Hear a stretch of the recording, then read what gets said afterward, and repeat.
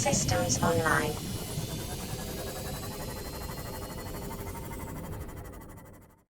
My first experience with Subnautica was probably very similar to most people's when the game first launched. I'd watched various YouTubers play the beta. When I first saw this game, I wrote it off as another Minecraft clone, just without the land this time. In fact, the only reason I continued to watch videos of it was because I just wanted to see more content from creators like Markiplier or Jacksepticeye. The game wasn't the interesting part to me. The main draw to it at the time was crafting new technology, building underwater bases, and maybe looking at the cool alien fish and the 2 to 3 different zones it had. But if I wanted to play a simple crafting game, well then I'd play Minecraft. And for that first year of development, I didn't care for it at all. But then, something happened. The game went deeper.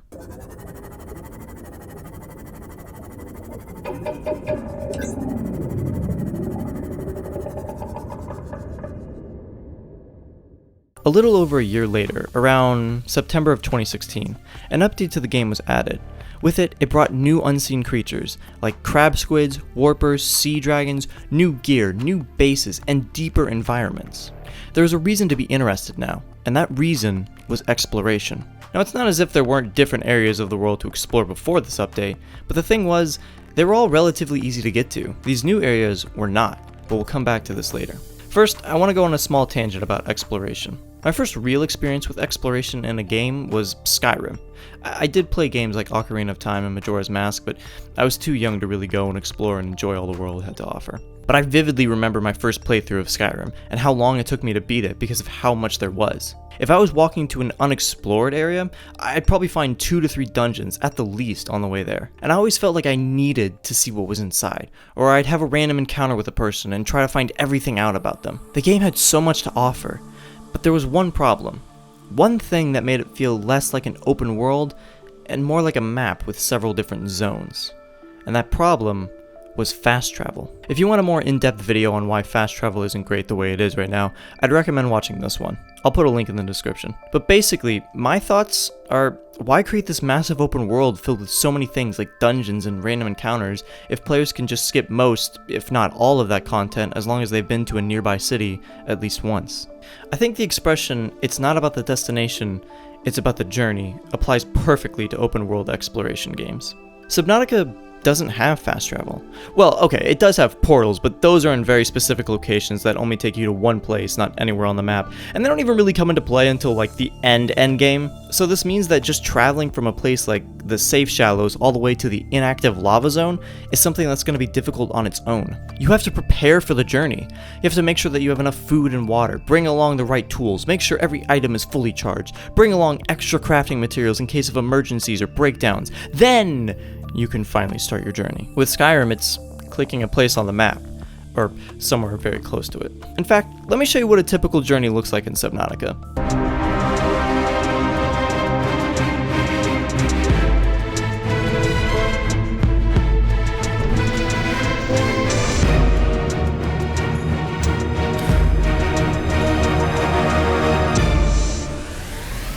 Engine powering up.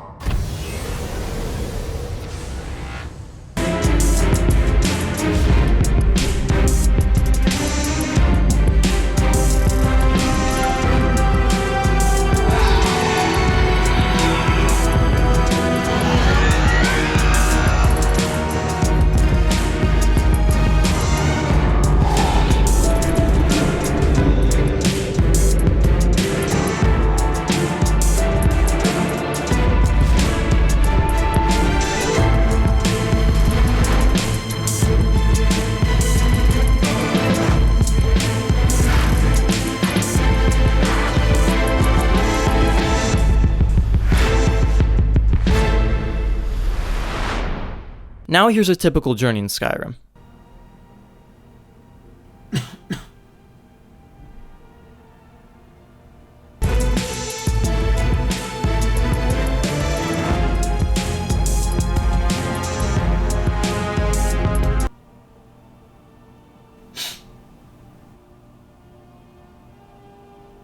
When you come back from a journey in Subnautica, you feel like you're freaking Odysseus. You have an epic story to tell. When you come back from a journey in Skyrim, you feel like you're back from the grocery store. You weren't gone that long and everything was probably business as usual. Now, one of the main arguments to critiquing fast travel is just don't use it. And to that I say, well, if it's in the game, I'm gonna be tempted to use it. Remember, this game was made with fast travel in mind. Had it not been, maybe the map would have been more condensed or smaller and had more unique encounters. I don't mean to say that Skyrim isn't immersive or good. In fact, it's my favorite game of all time. But I just wish it did exploration as good as a game like Subnautica did. But now, let's shift gears. I want to talk about another main thing that makes exploration in Subnautica great. I'm referring to how it subtly forces you to explore every zone, multiple times. Detecting multiple Leviathan-class life forms in the region. Are you certain whatever you're doing is worth it?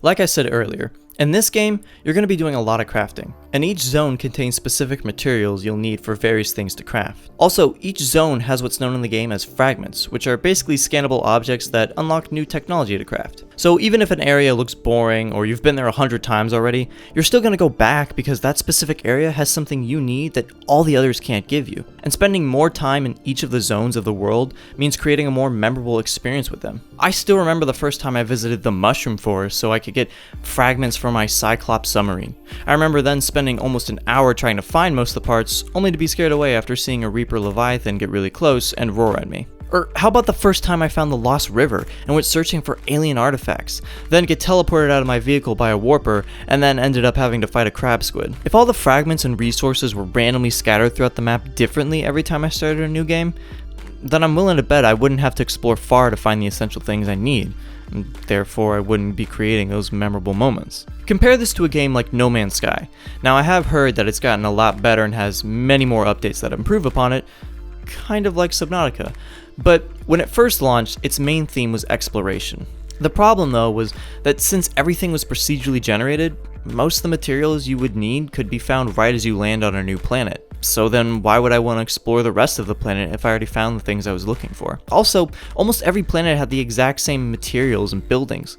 So what's the point of exploring any one specific planet? Subnautica knows that not everyone is just going to go sightseeing, so they place all their materials very specifically to not only encourage exploration, but force people to go back to those places. The final thing that Subnautica does to make exploration memorable is using limitations to make players want to explore even more. Okay, so what the hell does that mean? Detecting massive energy signature in the region. Cannot identify it.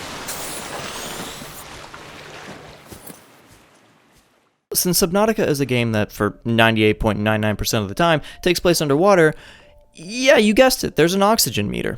Now you can explore areas like the safe shallows, kelp forests, and grassy plateaus fairly easy without much equipment, because these areas don't require you to swim that deep down. But there's going to be a point where you discover a zone like the sand dunes, or the Grand Reef, or the blood kelp forest, and think, hey, I want to go down there and see what new stuff that has.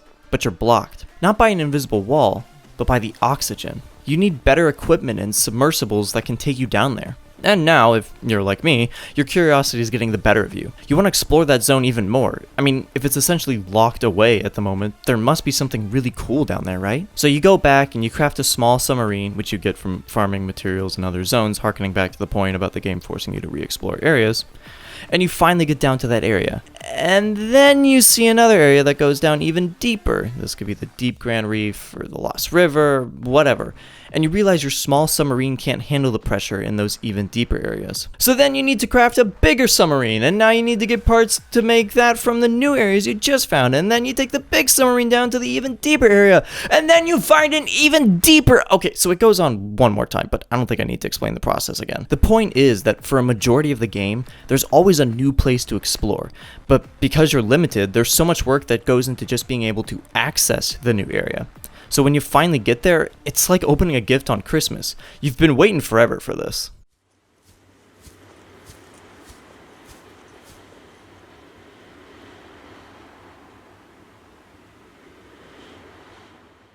So what's the point of this video? Well, it's to say that if developers want to create an open world or a game about exploration, it should try and follow these 3 rules Subnautica uses. 1. Make the act of traveling fun and exciting. This may mean you have to shrink your map size, but it's better than having so many sections that are just a straight path forward with no obstacles or random places in your way. For example, another game that does traveling right is Spider-Man for the PS4. In that game, it's so much fun to web swing around the city and navigate in your own way while keeping your speed and momentum up. In fact, I have no idea why that game has fast travel in it, which is actually another part of this first rule. Either don't have fast travel or limit it to start and end in specific locations. Think about how, like, the carriages in Skyrim act. 2. Have a reason / force players to re-explore discovered areas. Now, a lot of games kind of follow this by having missions or quests always start in a specific location. For example, in Fallout 4, this dude loves to tell you how another settlement has sent word that they need our help. And he'll always start that lovely process in the same area. But his missions certainly don't make you stay there. Sometimes they take you all the way across the map. But what does keep you around and revisiting is the act of building your settlement. Point in case, give me a reason to come back and stay in a specific area for a little bit. 3.